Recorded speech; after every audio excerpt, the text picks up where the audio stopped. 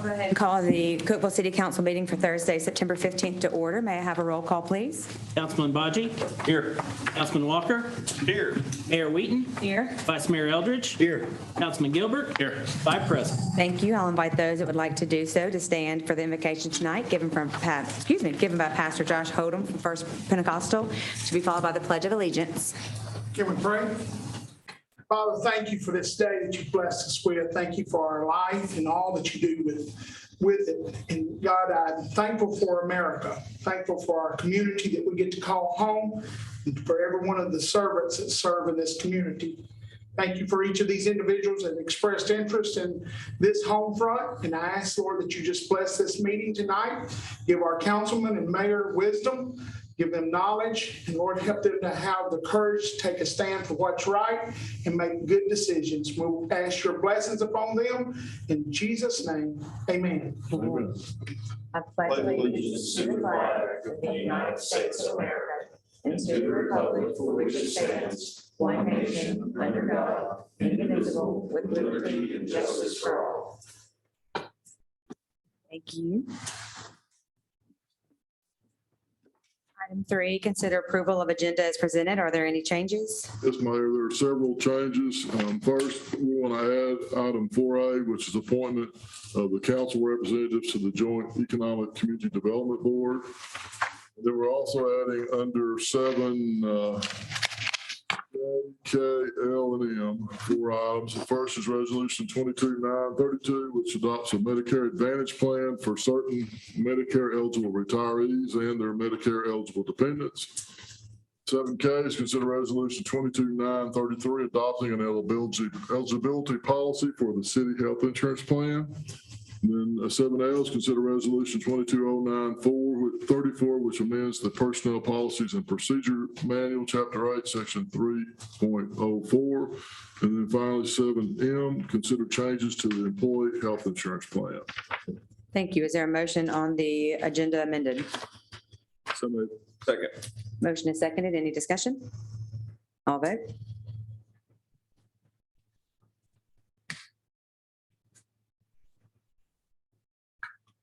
All votes correct.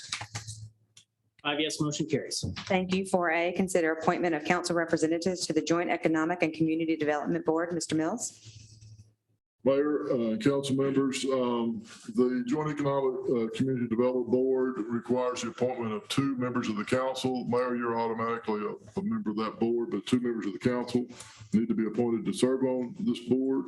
I believe that Councilman Eldridge and Councilman Bocci both agreed to serve, and I recommend for their appointment to the JECDB. Thank you. Is there a motion? So moved. Is there a second?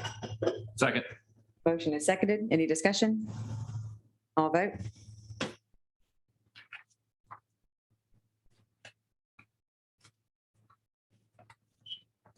All votes correct.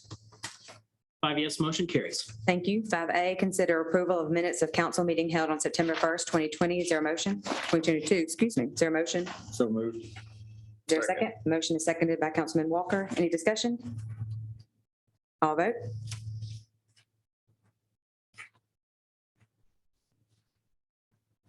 All votes correct. 5 yes, motion carries. Thank you. 5B, consider on second and final reading ordinance 0220820, amendments to the zoning code, section 218 PRD, planned residential development. Mr. Ward. Thank you, Mayor and Council. There have been no changes to the ordinance since first reading. We've had no cause or comments. I recommend approval on second and final reading. Thank you. Is there a motion? So moved. Second. Motion is seconded. Any discussion? All vote.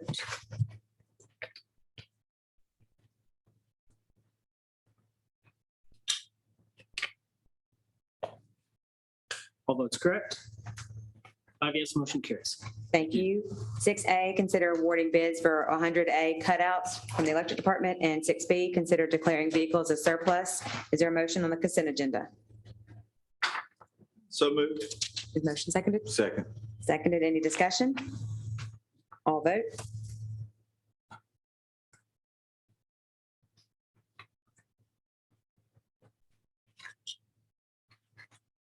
All votes correct.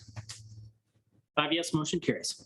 7A, hold a public hearing and consider on first reading ordinance 0220819, amendments to the future land use concept plan of the Cookeville 2030 plan to depict an area located north of Benny Drive from being classified as suited for commercial plan development to being appropriate for lower density residential. Mr. Ward. Thank you, Mayor and council members. Here's a general location of this proposed amendment. Here is a plan amendment map, and that's exhibit to the ordinance. The Cookeville 2030 plan was adopted by the Cookeville Planning Commission on October 25th, 2010, and adopted by the City Council through ordinance number 0101114 on December 16th, 2010. 3 amendments to the 2030 plan have been approved since the plan was adopted. The procedure for adoption and amendment of a municipal plan is specified in Tennessee Code Section 134202. The Planning Commission must review and make a recommendation to the City Council regarding any amendment to the plan. The City Council must hold a public hearing for which at least a 30-day notice must be given before considering an ordinance to amend the plan. The future land use concept plan is a component of the development plan element of the 2030 plan and is intended as a guide for land use decisions. Zoning and rezoning decisions should be made in harmony with the concept plan. Rezoning proposals that significantly deviate from the concept plan generally should not be approved. The planning department had received an application to amend the future land use plan to include an area located at the southwest intersection of Old Kentucky Road and East 10th Street as best suited for commercial development. And that's the area that's depicted on the screen before you. The planning department received calls relative to a notice of public hearing that was provided to property owners in the vicinity of the proposed amendment. Residents of the Bilbrey Park had concerns with existing single-family lots in the residential subdivision along Benny Drive being included in the commercial planned area designation. This area was established when the 2030 plan was amended in 2019 for the Old Kentucky Commons development. The Planning Department prepared a revision to the proposed amendment that would reduce the commercial planned area by approximately 5.89 acres and designate this residential area along Benny Drive as being suited for lower density residential development. Upon consideration by the Planning Commission at the July meeting, the commission separated these 2 areas, denying the request to amend the future land use concept plan component of the 2030 plan for the area on Old Kentucky Road and East 10th Street. The Planning Commission did approve an amendment to redesignate the area along Benny Drive as best suited for lower density commercial development. And you can see this would pull this line and the purple area that extends into those lots north of those lots. Now that's the intent of the amendment. So this, as I said, that was approved by the Planning Commission as recommended by the Planning Department. I recommend your approval, and I'm happy to answer any questions. Thank you. At this time, I will open the public hearing portion of this item. Is there anyone who'd like to speak on this? Seeing none, I'll close the public hearing. Is there a motion? So moved. Is there a second? Second. Motion seconded by Councilman Baji. Any discussion? All vote.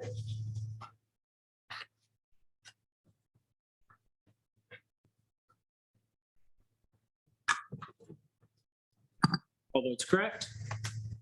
5 yes, motion carries. Thank you. Consider resolution R220930, adopting the Putnam County Multi-Jurisdictional Hazard Mitigation Plan update. Mr. Ward.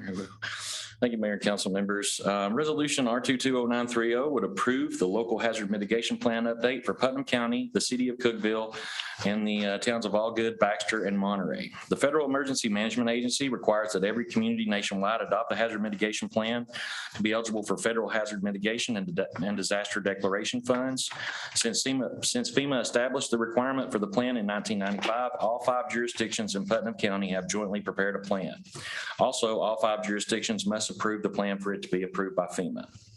The plan was developed by a team of community representatives from the 5 jurisdictions. The purpose of the hazard mitigation plan is to identify the community's notable risk and specific vulnerabilities, and then to create and implement corresponding mitigation strategies and projects to address those areas of concerns. This is done with the intent to help reduce human, environmental, and economic costs from natural hazards, and also to improve post-disaster decision-making.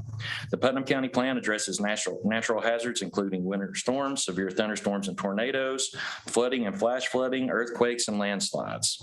Council last approved a plan update on July 6, 2017. As I previously mentioned, the preparation and adoption of the hazard mitigation plan is required by FEMA, and the Planning Department recommends approval of the resolution. Thank you. Is there a motion? You finished? I'm finished. Sorry. Is there a motion on this item? So moved. Second. Motion is seconded. Any discussion? All vote.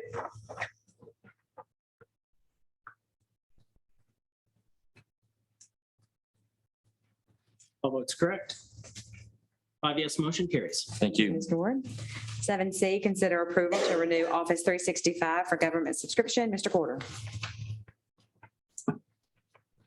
Mayor and council, this item is to request your approval to renew our Office 365 for government subscription. This is an annual subscription renewal. It covers all computer users across all city departments. This renewal will allow us to use Office 365 software and online services through September 2023. There are two types of Office 365 licenses that we use. There's one that's called a G1 license, and that includes several things, email, the most important. And the G1 licenses do not have the desktop applications for Word, Excel, PowerPoint, and Outlook. G1 licenses are typically assigned to employees that don't have a desktop computer, such as police officers and firemen. The other type of license that we use is a G3 license, and it includes all the above that's in G1 plus the desktop versions of the software. And those are typically assigned to employees that have a desktop computer, such as administrative, technical, and clerical positions. Our renewal includes 168 G1 licenses at $77 each, 190 G3 licenses at $212 each, 5 Visio Pro licenses at $137 each, and that's for basically diagramming software. And the total renewal price is $53,901, and we would purchase it from SHI Incorporated using the state of Tennessee software contract. This is a budgeted item. I recommend your approval, and I'd be happy to answer any questions. Thank you. Is there a motion? Second. Motion is seconded. Any discussion? All vote.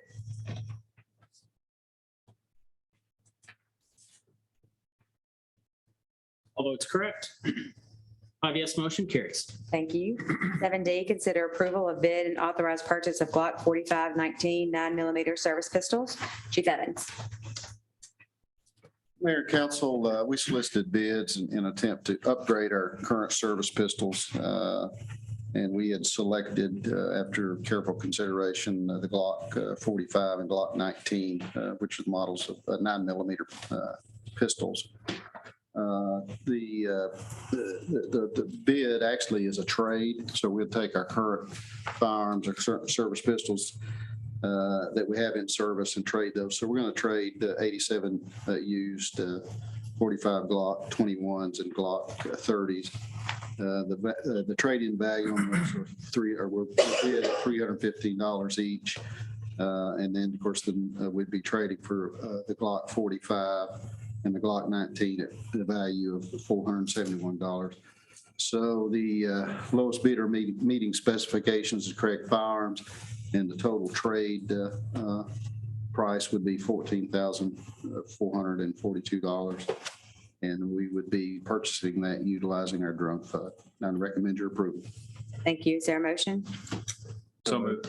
Motion is seconded. Any discussion? All vote.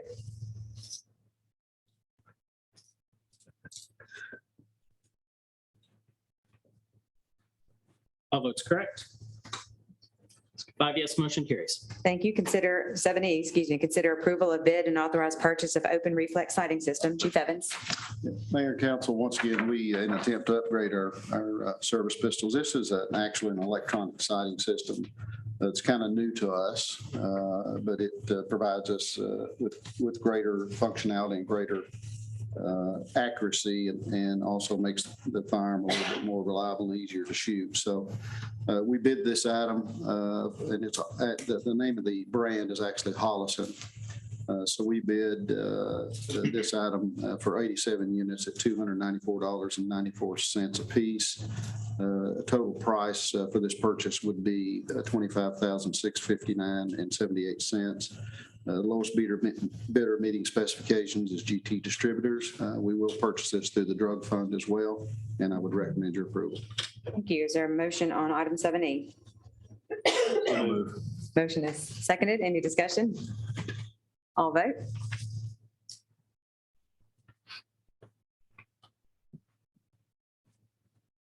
All votes correct. 5 yes, motion carries. Thank you. 7F, consider approval for bid and authorized purchase of mobile command trailer. Chief Evans. Mayor, council, we bid for a mobile command trailer, and we only had one bidder, which is Mobile Concepts, and the sole bidder meeting specifications. Total bid price, $196,646. It is a drug fund purchase, and I would recommend your approval. Thank you. Is there a motion? So moved. Second. Second. Motion is seconded. Any discussion? All vote.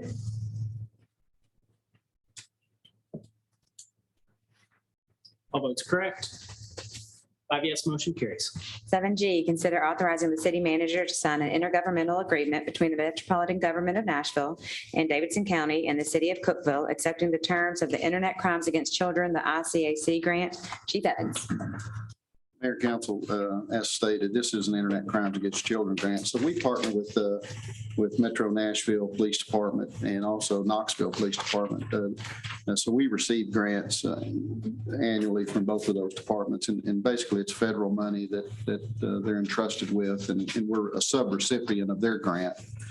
So this year, we're due to receive $17,500 through this grant to pay for equipment, training, and travel. There is no match for the city of Cookeville. The grant term actually began July the 1st of this year and will end on June the 30th of 2023, and I'd recommend your approval. Thank you. Is there a motion? So moved. Is there a second? Second. Motion is seconded. Any discussion? All vote.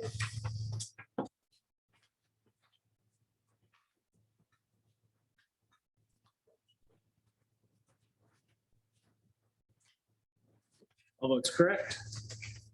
5 yes, motion carries. Thank you, Chief Evans. Thank you, ma'am. 7H, consider awarding bid for Cane Creek Substation Control Building, Electric Department, Mr. Haney.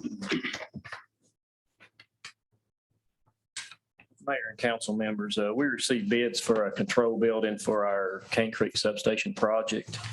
There were 3 bidders with low bid meeting specs, being KVA Incorporated for $390,638. This is a budgeted item, and I would recommend your approval.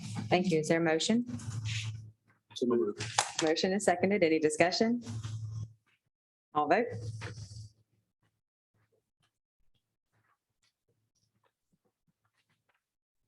All votes correct.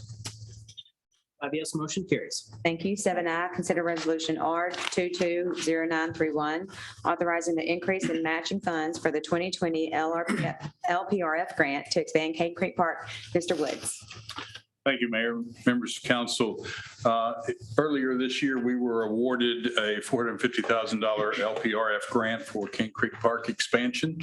And that was based on cost estimates that we had done back in 2020. Since that time, as you know, costs have gone up quite a bit. And TDEC is now offering an additional 25% to be added to the grant award due to that inflation.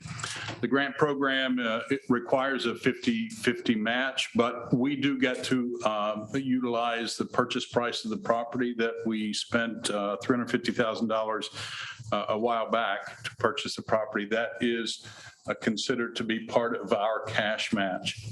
The additional 25% allows us to be reimbursed for half the expenses up to $1,125,000 or $562,500 now rather than $450,000. So we have the opportunity to accept or deny that 25% increase, but accepting that additional 25% of the grant funds will require the city to match an additional $112,500 in expenses that has not previously been committed to by council. So this resolution authorizes us to spend the additional funds, matching funds, to accept the 25% increase in the grant, and I would recommend your approval. Thank you. Is there a motion? So moved. Second. Motion is seconded. Any discussion? All vote.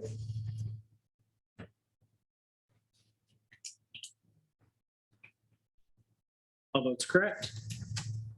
5 yes, motion carries. Thank you. 7J, consider resolution R 220932, adopting a Medicare Advantage plan for certain Medicare eligible retirees and their Medicare eligible dependents. Mr. Mills. Mayor and council members, as you know, for the past several months, city staff has been examining how best to move forward with the provision of health insurance for our employees and our retirees.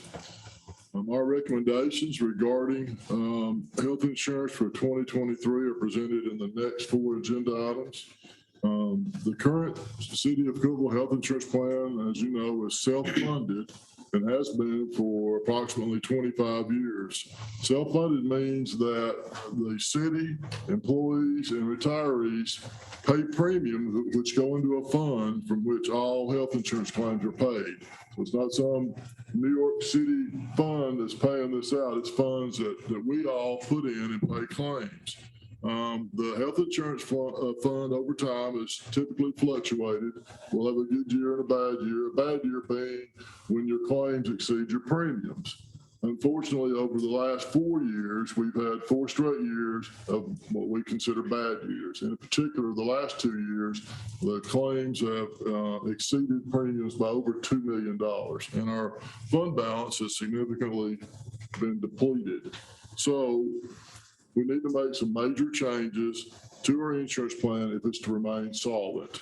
The first of the changes that we're going to recommend tonight is presented in the resolution 22-932.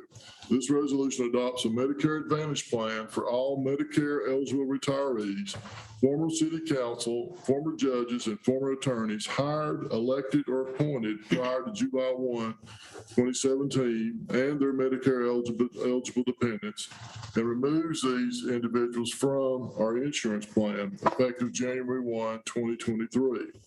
Currently, this group of individuals can continue on the city's plan with the city's benefits being a secondary payer to Medicare. The main reason that this group of individuals selects and stays on as secondary is for the coverage for prescription drugs. So Medicare Part D, they stay on our plan for prescription drugs. With the adoption of this resolution, the aforementioned group would no longer be able to continue on our insurance plan, but would be able to obtain coverage through a city-sponsored Medicare Advantage plan, which would include coverage for prescription drugs. So the big concern and that we've always had is about the prescription drug coverage. This plan does include that.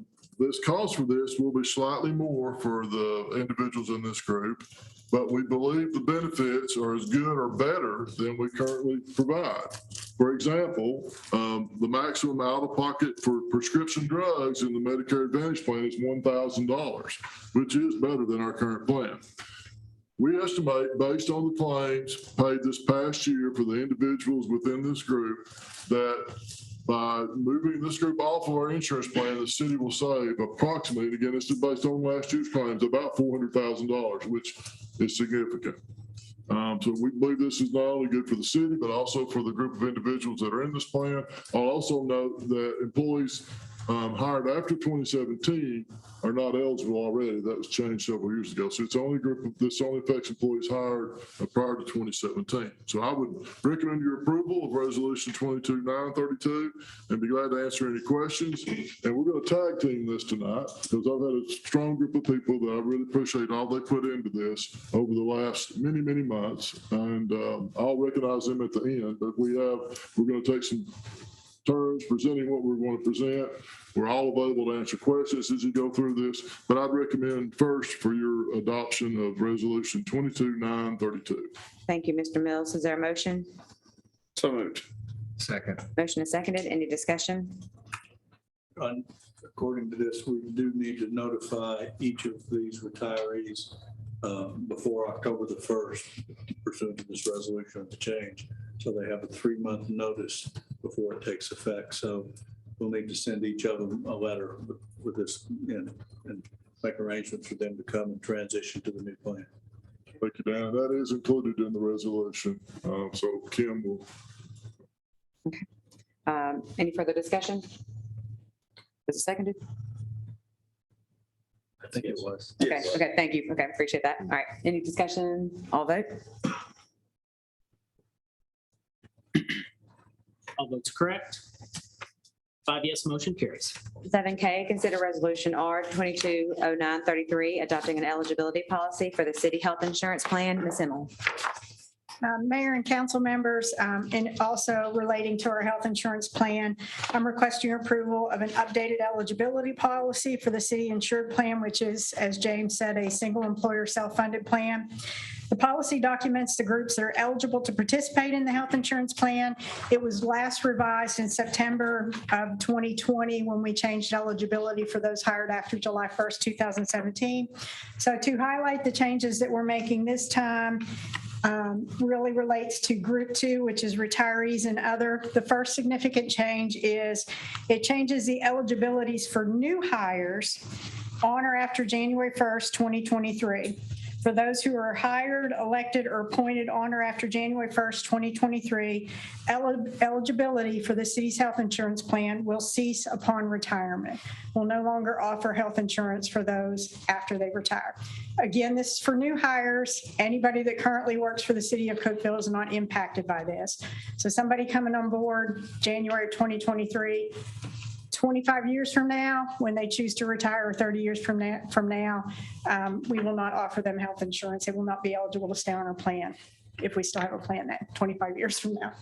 And then the other change is to update the eligibility language to reflect the adoption of the city-sponsored Medicare Advantage plan that you just passed in the previous item. So I would recommend your approval. Thank you. Is there a motion? So moved. Second. Motion is seconded. Any discussion? All vote?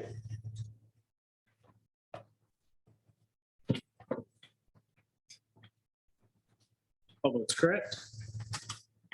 5 yes, motion carries. Thank you. 7L, consider resolution R 220934, amending the personal policies and procedure manual, chapter 8, section 3.04. Mr. Sells. Yes, Mayor and Council, based upon what Ms. Emmel just told you, the plan change would necessitate a change to our personnel policies and procedures manual as well.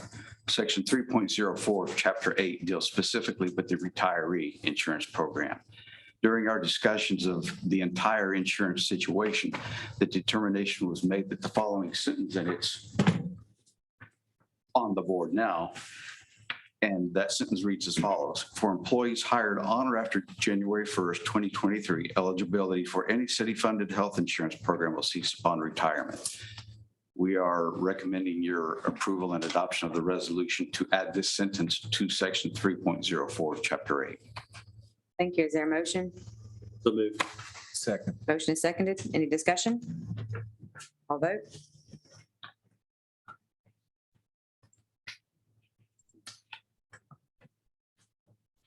All votes correct.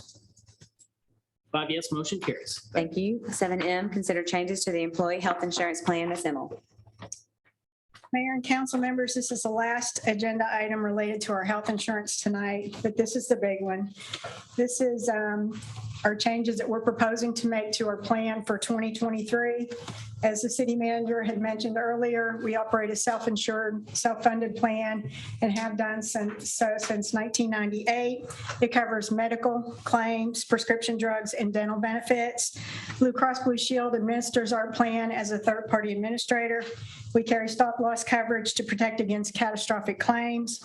We operate a Section 125 cafeteria plan to allow our employees to pre-tax their premiums. We currently in our plan offer two plan types, a PPO and a high deductible, with 3 tiers: single coverage, employee plus one, and family coverage. The last changes we made to the plan were January 1st of this year, knowing we had that one bad year. We increased premiums with the city contributing 6% more and the employee contributing $5, $10, or $15, depending on what tier they were. We increased the deductible $500 and the out-of-pocket $500 for single coverage. Of course, it's 2 times for employee plus one and family. As of August, we have 550 contracts and cover approximately 1,200 lives in our plan. The current PPO plan, single coverage, the current deductible is $1,500 with an out-of-pocket of $3,000. And the high deductible Single coverage, current deductible is $3,300 with an out-of-pocket of $5,500. And again, employee plus one and family are 2 times that. So as James had mentioned earlier, we have seen a significant increase in medical and prescription drug claims over the last 2 years. And we've also had some increase in stop loss premiums for fiscal year 23. That increase is about 57% for stop loss premiums. And you can see there the medical claims over $25,000 for the last 5 years of fiscal years. In fiscal year 2022 that just ended, we have 56 claims in excess of $25,000 for a total of over $4.4 million.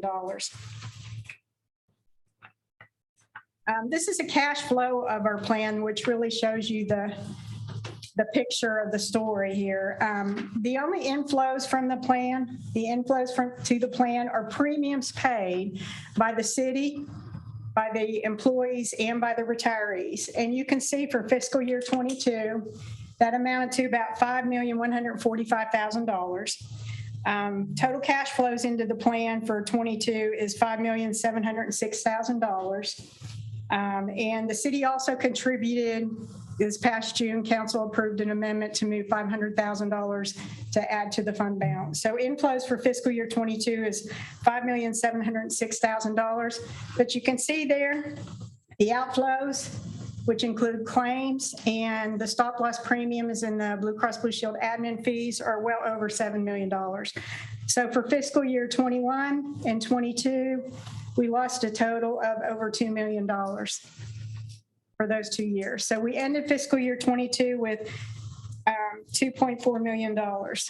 So bottom line is we needed to put more premiums into the plan to sustain it going forward. The spread there is about over $2 million.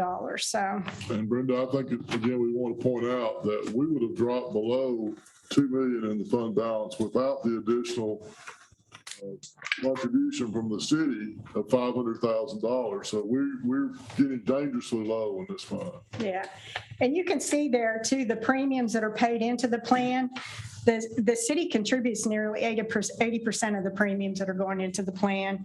The employees through payroll deduction of their premiums is 12%. And then the retirees is about 9%. That's what the distribution was for 2022. And that's been pretty consistent throughout the past few years. This slide just shows it to you in another picture, just the last 2 years. These are the Blue Cross Blue Shield claims. And just, you can see over the years, it kind of goes up, goes down, and that's been the history. You'd have one bad year and it level back off. But the last 2 years, we have seen drastic increases in medical claims. So our recommended changes that we're going to propose to you tonight is staying self-insured. We have talked to a lot of brokers and a lot of experts in the industry that strongly recommends if we can do that, that's the best way to go for the city long term. If you stay self-insured, the money goes into the plan, stays in the plan. Nobody's making a profit off of it. If you were fully insured, you would just pay the premiums to an insurance carrier. And if you had a good year and premiums exceeded claims, guess what? The insurance carrier keeps that money. This way, if we have a good year, all that money stays in the plan and it's available for us to use for claims when we have a bad year. So the other recommendation is on the medical prescription drug coverage, we're going to recommend premium increases. And we're going to propose increasing the out-of-pocket $1,000 for single coverage and $2,000 for employee plus one and family coverage. And we're going to add the Blue Cross Blue Shield Diabetes Management Program to work with our members already diagnosed with diabetes. We're also proposing some small increases in premiums for dental coverage. Now, this is a very busy slide, so bear with me here and I'll try to explain it all to you. So these are the monthly premiums, okay? And as I had mentioned, we have two plans, the PPO and the high deductible. And we have 3 tiers: employee only, single coverage, employee plus one, and family coverage. So the proposed premiums and what we're recommending in this option, this is option 1 for the PPO, is the city is going to cost share the premiums, 85% for the city and 15% for the employee. So for single coverage there, total premium is $772. The city's going to cover $656 of that. So the employees' 15% or cost share is $116. That is an increase of $41 over what they're currently paying. For employee plus one coverage, $1,700 is a total premium. The city will cover $1,445 of that. The employee share would be $255, an increase of $48 over what they're currently paying. And for family coverage, the total premium will be $2,266, with the city contributing $1,926 to that. And the employees' 15% will be $340 for family coverage. And that is an increase of $78 over what they're currently paying. Again, these are monthly premiums, so you would divide that by 2. We do it over 24 paychecks. So now the high deductible, what we did for the high deductible plan is the portion that the employee is paying, we set that at 50% of what the PPO plan is, okay? So for the high deductible plan, the total premium for single coverage is $537. The city will pay $479 of that, and the employee would be responsible for $58. That $58 is one half of what the employee would pay for the PPO. Okay, so that averages about 10.8% is what the employee is going to be paying towards that coverage. That is an increase of $53 over what they're currently paying. But right now, the way our high deductible was structured, for single coverage, the employee is only paying $5. For employee plus one coverage, the employees are only paying $10. Or for family coverage under our high deductible plan, our employees are currently just paying $15 for that. So for employee plus one coverage, the total premium would be $1,180. The city would cover $1,052.50 of that. The employee share would be $127.50, an increase of $117.50 over what they're currently paying. And for family coverage under the high deductible plan, the total premium would be $1,576. with the city paying $1,406 of that premium and the employee share being $170. Again, that's about 10.8% of the total premium, but their increase over the $15 they're paying now is $155. So using these premiums, these new recommended premiums, we anticipate that this will generate another $2.4 million in premiums going into the plan, okay? And the city will be covering about 85% of that increase. The other option I wanted to show you and give you to think about or consider is the same premium structure, same design, except for on the PPO plan this time, we are cost sharing this 80-20. So the city's going to contribute 80% of the premium. The employees are going to contribute 20%. And then we did the same thing for high deductible. The amount that the employee is going to pay towards a high deductible premium is 50% of what the PPO is. Again, it's going to generate, because the total premiums are the same, so it'll still generate the $2.4 million. It's just the employees are going to have a greater percentage of the cost share under this method, and it's probably about $300,000 to $400,000 more that would be shifted from the city to the employees. So for people with PPO currently, the city, it's about an 80-20 average that we currently do. So that's one of the reasons we looked at it here. Okay, so dental premiums, these again are monthly premiums. So small increases there. Currently, the city pays 100% of the dental coverage for single coverage and 50% for employee plus one and for family coverage. We're not recommending any changes there, but the premiums are going to go up to the Blue Cross Blue Shield recommended premiums of $27 for single coverage. Again, the city will pay 100% of that. For employee plus one, it would be $56. The employee would pay 50% of that, which is $28. That's an increase of a little over $6 there. And for family coverage, the total premium would be $102. And the employee's 50% would be $51, which is about an $11.50 increase there. The increases in premiums here would generate about another $69,000, $70,000 in premiums going into the plan. So the impact of the changes, and the big one is going to be felt by our retirees. We let retirees stay on our plan after they retire, but they pay the total medical premiums based on a years of service subsidy plan, a benefit. And you can see, oops, wrong. There's the wrong button there. Okay, I put the subsidy up here. The subsidy plan starts if somebody retires with 15 years of service. If they retire with 15 years of service, the city will contribute 42.5% towards their single coverage. And for their spouse, we will contribute 21.25% towards their spouse coverage, their spouse premiums. And that increases every year then. That amount increases every year until you reach 30 years of service. If somebody retires with 30 years of service, the city pays 80% of their premium for single coverage and 40% of the premium for their spouse and dependent coverage. That's a very, very nice benefit. And then if any retiree keeps any other benefits outside of medical and drug coverage through our plan, they pay 100% of the premiums. So the impact of these premium increases is going to vary by retiree based on their years of service that they had when they retired. But using August data, we've got about 152 of them that are going to see increases less than $200 a month, and 42 of them are going to see increases over $200 a month because they have spouse and family coverage, and that's going to hit them pretty hard. But the majority of our retirees do carry the PPO plan. So as we go through open enrollment and they study their personal situation and the benefits that the high deductible has to offer, they might consider moving to the high deductible, which would significantly reduce the amount of increase that they'll see. Okay, so the impact of the total changes using August of 2022 participation, the proposed increases in both the medical and the dental premiums is estimated to generate about $7.8 million of premiums going into the plan. And the city will be contributing approximately 76 to 80% of that, as it has traditionally done in the past. But going back to my cash flows, if you look at fiscal year 22, the total premiums that were collected were $5,145,000. So if we can get that up to $7.8 million, it's definitely going to benefit the plan going forward.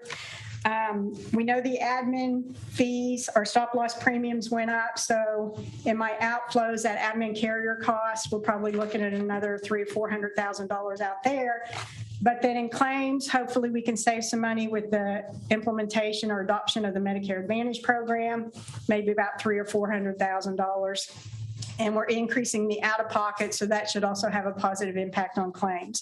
But we're hoping, and we think that $7.8 million will at least sustain the plan for one more year as we evaluate what we can do going forward. So having said all that, the recommendation that's before you this evening that you'll be voting on is an increase in medical premiums. And again, you can discuss or look at whether you want to do option one where you cost share, where we cost share 85/15, or option two where we cost share 80/20. And then increasing the out-of-pocket, $1,000 for single coverage, $2,000 for employee plus one and family coverage, adding the diabetes management program with Blue Cross Blue Shield, and the increase in dental premiums also. So I would be happy to answer any questions you have, as city manager and Carl and Kim are all here. We have worked on this and you guys were very involved in the process too. And I'd like to thank you for your time, but answer any questions you have, but I would recommend your approval. Thank you. If I could, on option one or option two, I've had quite a bit of discussion on this. In the city we do have the funds to afford to do option one, which is the 85/15, which has the least impact on our employees.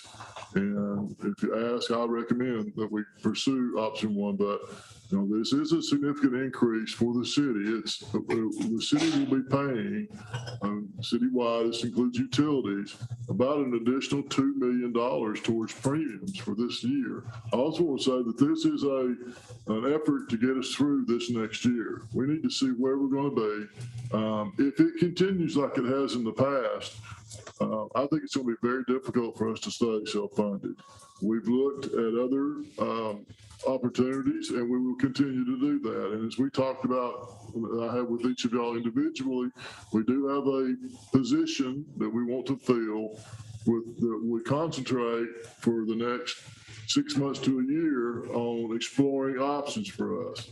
How do we go forward from here? And so we think this will get us through this next year, more than adequately get us through next year, but these things, it's a gamble. It's the numbers have just gone up and up and up. But I'm recommending to you that you consider option one, that we do have the funds for that. But hopefully, and we're comfortable that we do have that to pay. Now, I would also like to say, we've had a team that's worked on this, and we've spent a great deal of hours on this. First, it's Kim Lacey, who is our benefits coordinator. Kim, I don't know if everybody knows you. Y'all have all been to see her, I hope. She has been invaluable on this. Tracy, who's in my office, she's not here, but she's also spent a lot of time with this. And then Carl, our HR director, has spent quite a bit of time on this. But above and beyond everyone else is Brenda. Brenda has spent hours and hours. She'll bring me a scenario, and I said, well, tweak it, do this to it. So she'll sigh, go back to her office. I said, well, let's look at it this way. So I don't know how many times I did that to her. But she is, I so much appreciate the work she's done on this.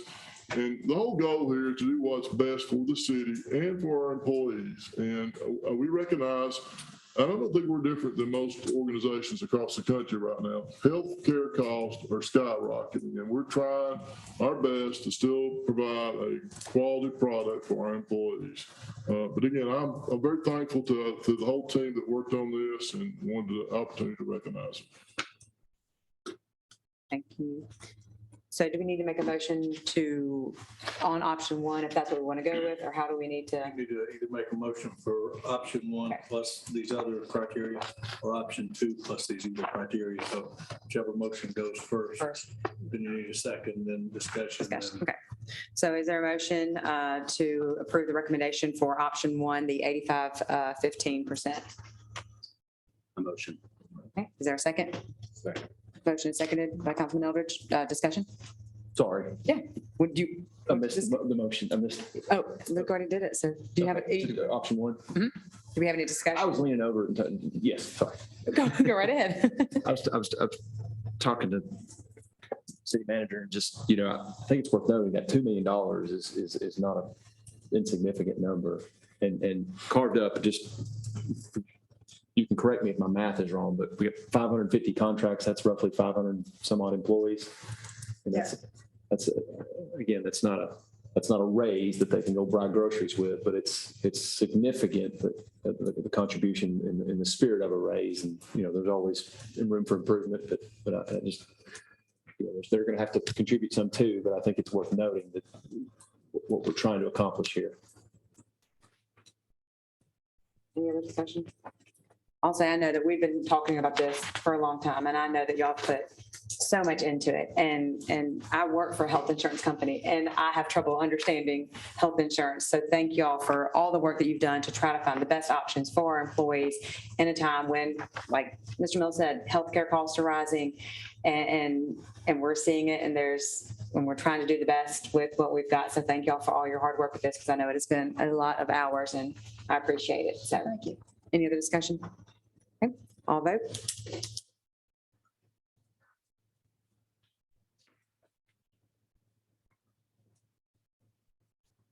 All votes correct. 5 yes, motion carries. Thank Thank you very you. much. Do we need to make a motion We need- for the rest yeah, of the we need to- criteria? I thought that was option one plus the rest of the criteria. Yeah. I thought it was the whole package with option one. Yes. So that's what Darren That's why has. you have it there. Okay. That's what just the way it is now. So now, yes, we don't have to put an option two. So that will end the agenda portion of the meeting. Is there anyone who would like to speak on non-agenda items? Yep. One at a time, both of you all together, yes. Come up, introduce yourself at the podium, please. Blair Dudley, I'm with HIP Cookeville. I'm Alejandra Cisneros, or Alex, or Ali, and I'm with a bunch of different organizations with Cookeville. Well, first of all, I want to say thank you. You guys have doing an amazing job. Everything you guys have to deal with is incredible. So keep up the good work and thank you. Secondly, Blair and I wanted to invite you guys for the first time. We're having the first ever Upper Cumberland Hispanic Heritage Festival here in Cookeville. In the I guess spirit of kind of trumping over the whole COVID feeling and so much loneliness and things going around, we felt that we needed to have something that brings people back together and reminds them what Cookeville is all about, which is all about community and embracing diversity and just being there for one another. So in the spirit of community building, we decided to have this. We invited all of the counties, and so we would like to invite every single one of you and any organization that you are part of to attend. It is a free event for the public, and it is going to be this Saturday from 11 to 4 p.m. And if you guys have any questions, just let us know. Thank you. Yeah, I do want to commend you on your spirit. This is a obviously very different feel for this council, and congratulations. This is in conjunction with Leisure Services.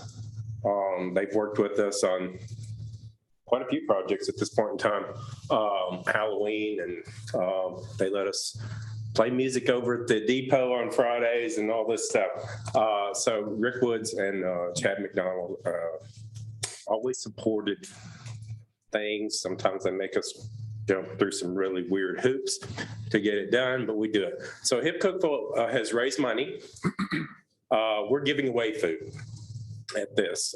We're purchasing it from local restaurants, and we're going to give out almost Taste of the Town style, except it's free to the community. There will be bounce houses. We're having a mariachi band, some Guatemalan type of music. I don't know.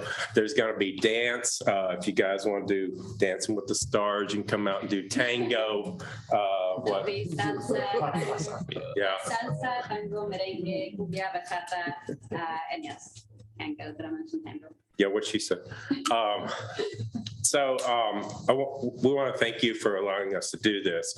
It is the intent of it is to be a celebration of their culture, but also a show of appreciation to this culture and what they add to our community.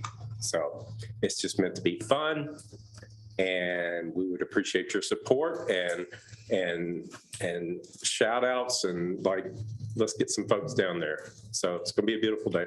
The other thing is that, we hope that this is something that we can continue doing on a yearly basis.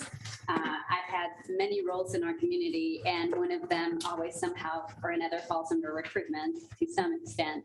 And honestly, I believe that things like this help incredibly with economic development and team building. So I just hope to see you guys out there. Thank you. Thank you so much. Appreciate it. Anything from the other council members? Okay, we are adjourned.